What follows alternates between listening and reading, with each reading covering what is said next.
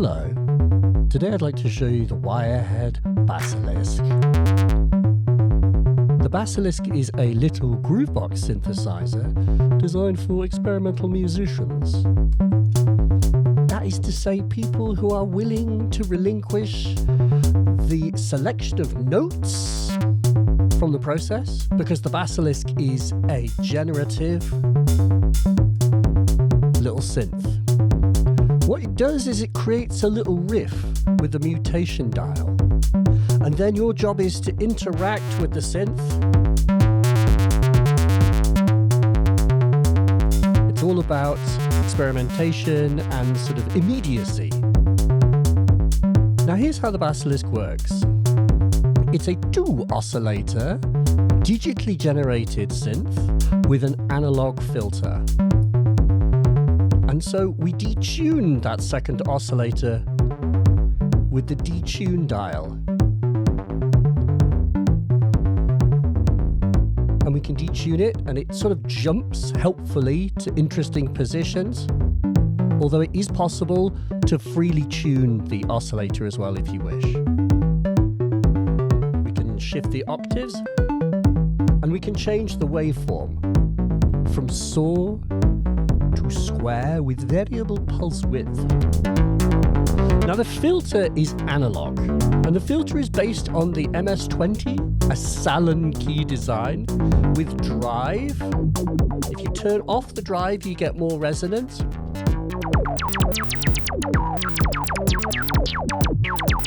Does that, which is nice.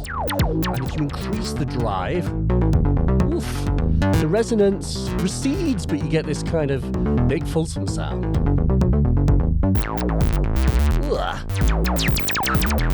And it's just got a mean sound. There is also a high-pass mode, which isn't resonant. Now, a synth is nothing without some control, and so we have some modulation on board as well.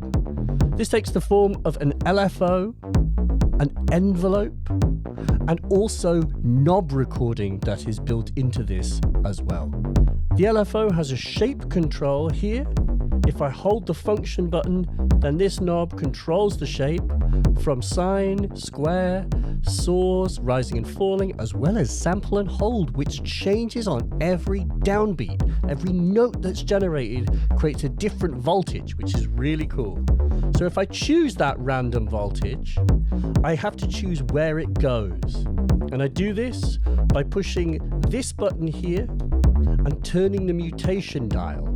At the moment, it's going to the filter cutoff, but there are a bunch of different destinations that you can have. And they are the filter cutoff, the envelope attack, envelope decay, the envelope depth, gate length, the pulse width modulation itself, the detune amount, what octave you are in, and interestingly, the sequence length. These are all very interesting things to LFO control. And you just turn up this control. Whoa. And here, this control, if I hold shift, also controls the rate of the LFO. So that was the LFO, but we have an envelope. And there is one envelope with one control to sweep it. And it does this clever thing of basically in one smooth sweepy action taking you from kind of plucky to longer to triangular to rising, all in the travel of one knob. So you see we get a rising wop, wop, wop, wop. Or we can go to plucky and then extend the decay time just in that one knob. Really good.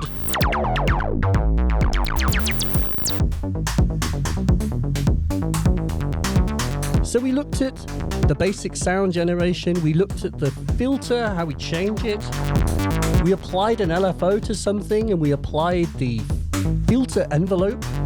There is also pitch envelope that applies the one envelope to the pitch, which is good for making kind of like percussive drummy things.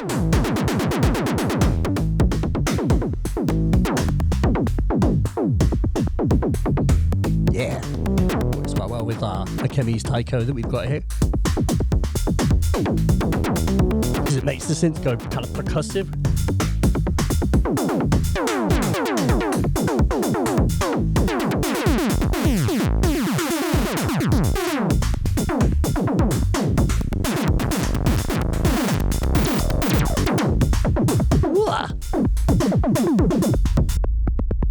Makes quite a lot of bass, this thing. So let's take off that pitch envelope, return to normality where we're actually making apply the filter envelope, knock the cutoff down. We've got a more kind of conventional sound, whatever that is. So then, how do we change the melody that we're hearing? How is this done? So there is this very intrinsic principle behind the Basilisk, which is that you don't really get to choose the melody. You just open your mind to what the Basilisk will suggest. And you do it with this mutation dial.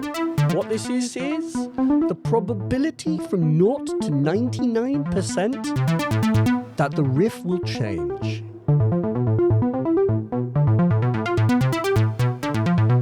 And if you hear it change in a way that you like, you whip the mutation dial back to 0, and then it won't change again. And it's not possible to send it MIDI or CV and tell it what note to play. You have to randomly arrive at the melody. But once you move that mutation dial back to 0, it doesn't change. So it's a fundamentally kind of different approach to making sequences. And it's very like the music thing Turing machine, if you've ever looked at one of those, maybe own one. But there are some other parameters that we can control. They are the density, how dense are the sequences that it generates, the length of the sequence, the overall clock division, which slows the machine down, and most importantly, the actual algorithm it uses to create the sequence. There are 5 different algorithms. Standard mode, which creates single notes with a bias to the tonic note. Then we have ARP run, creates short runs of multiple notes. That's nice. And so by adjusting density, we're choosing how dense sequences are. So maybe I could have like a 30% density and then turn this up. So I get 30% density in ARP run mode, if that makes sense. Ooh, quite like that.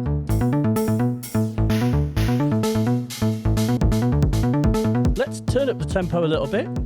I held funk and tempo up here, by the way. Oh, yeah.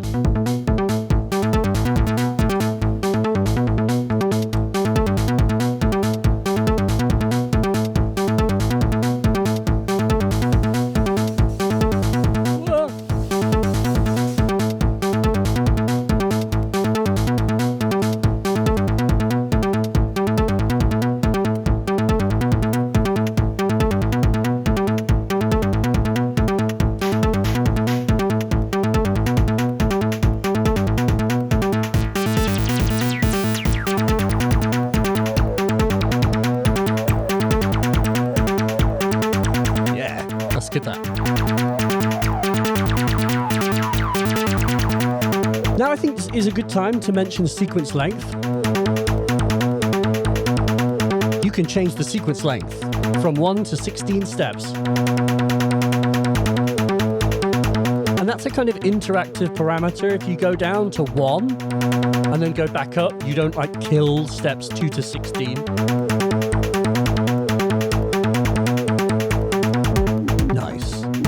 Now the other mutation modes are scale. Sequences loops through all scales notes with no generative algorithm. Just moves through the notes, and you could use density to remove them. But number 4 is interesting, call and response. It's the same as 1, but it leaves the second bar empty, if that makes sense. We could try that. Let's go to 4.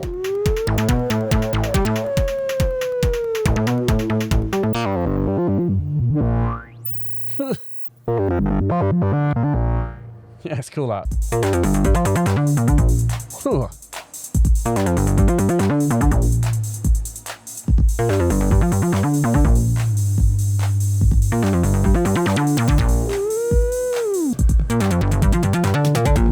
Okay, let me fade in the Freak FM, which is the other Wirehead synth, to fill in that little gap.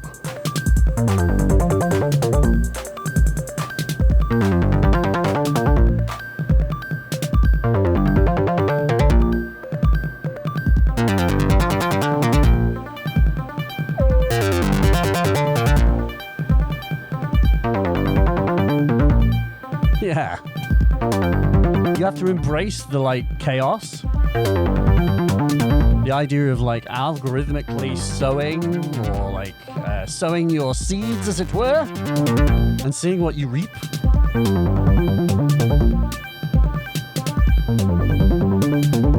But it is a lot of fun.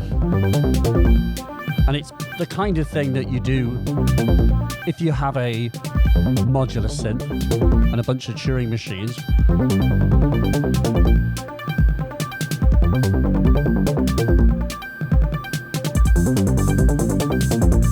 Oof.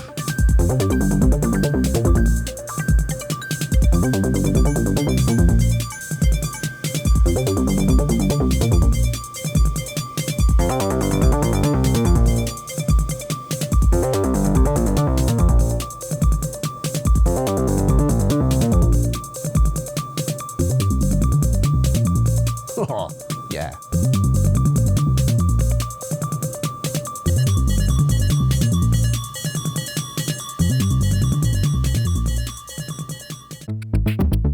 So how does the whole parameter locking thing work? Well, the idea is that the Basilisk can record the 6 black knobs that are the central ones: gate length, detune, LFO depth, envelope shape, filter end, and cutoff. And the way it works is you move a knob while holding the red rec button. So I squidge the knob just for that little bit, and for the length of that step, the value jumps and actually holds.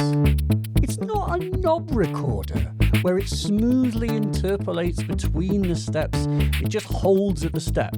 So what you can do is kind of squiggle it and hold down record, and you'll get some random stuff. Let's do gate length.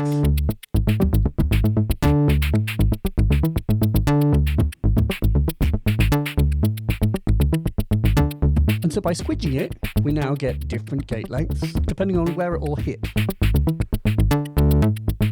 Bit of LFO depth. And if I change the rate with funk, you get a little whoop, whoop, whoop, whoop on just on the step when the LFO depth was up.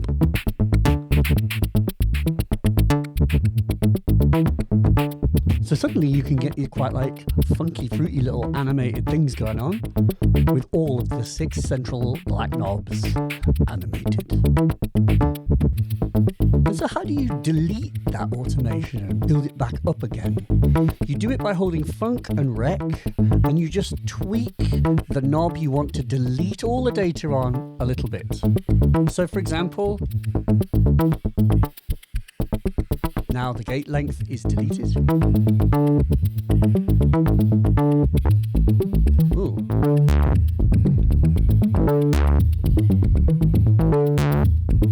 Interesting to sweep detune.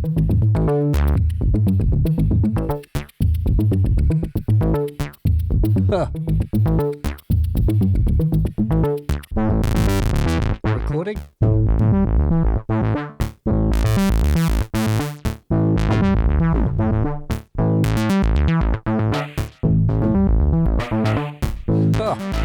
Nice.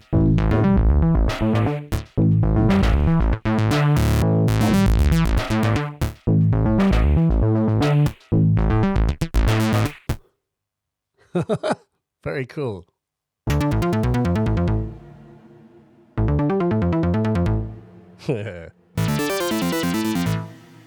Yeah, nice.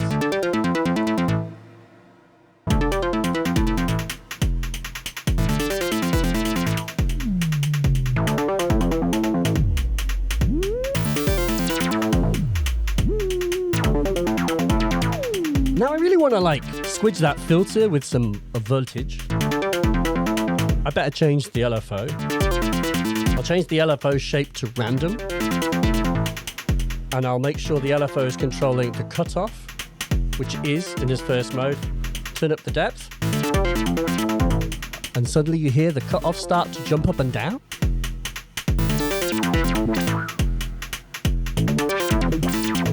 Yeah.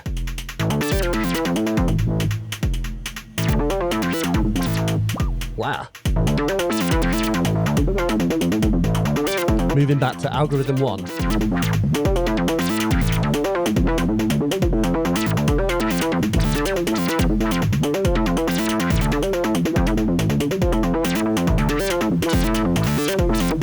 Yeah.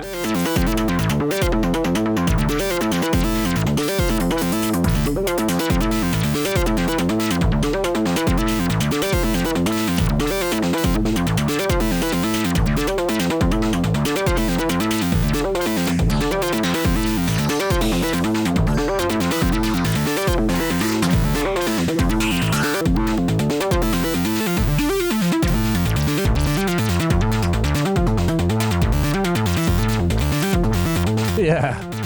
And then clock division finally.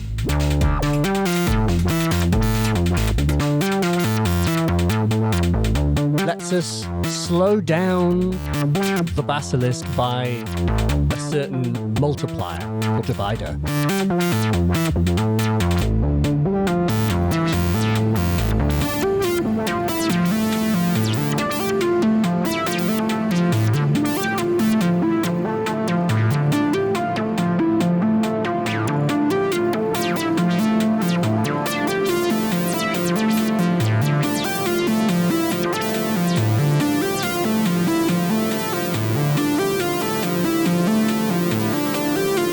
A little bit of a quad reverb on it.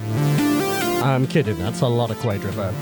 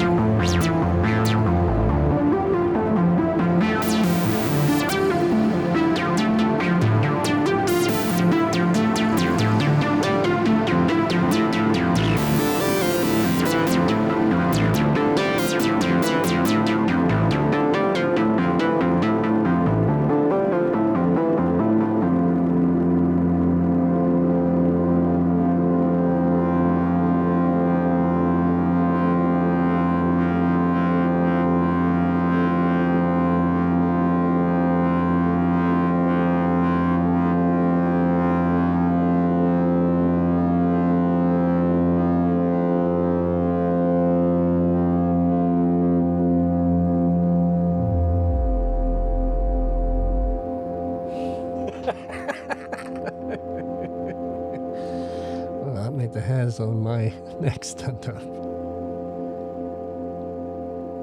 What a nice little thing. Yeah. Links below. Thank you.